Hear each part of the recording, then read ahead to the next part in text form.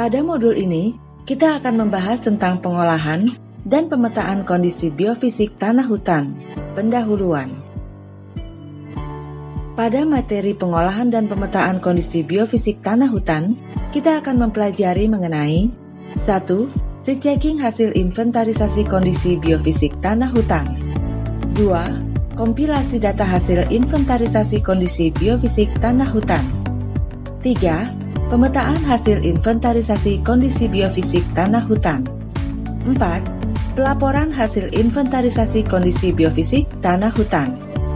Rechecking hasil inventarisasi kondisi biofisik tanah hutan. Rechecking dilakukan untuk memastikan dan melengkapi atau menyempurnakan lagi sisa-sisa data biofisik yang belum tercatat dan tidak mungkin dapat diperoleh dari interpretasi foto udara atau IFU. Rechecking juga dapat diartikan sebagai survei kembali. Rechecking harus dilakukan oleh surveyor yang sama sehingga memiliki persepsi yang sama tentang biofisik lahan. Kompilasi data hasil inventarisasi kondisi biofisik tanah hutan.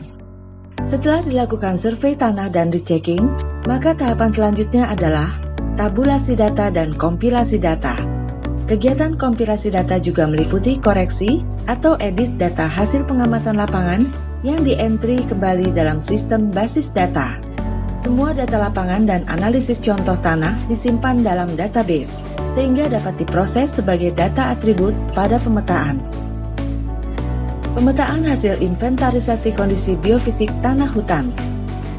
Setelah kegiatan survei tanah, rechecking, tabulasi, dan kompilasi data, maka pekerjaan selanjutnya adalah pembuatan peta hasil inventarisasi biofisik tanah hutan.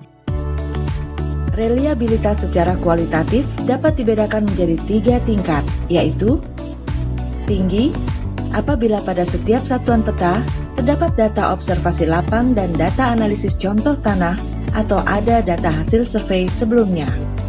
Sedang, apabila pada setiap satuan peta terdapat data observasi lapang, tetapi tanpa atau sedikit data analisis tanah, termasuk data hasil survei sebelumnya.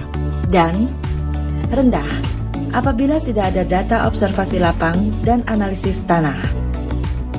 Pelaporan hasil inventarisasi kondisi biofisik tanah hutan.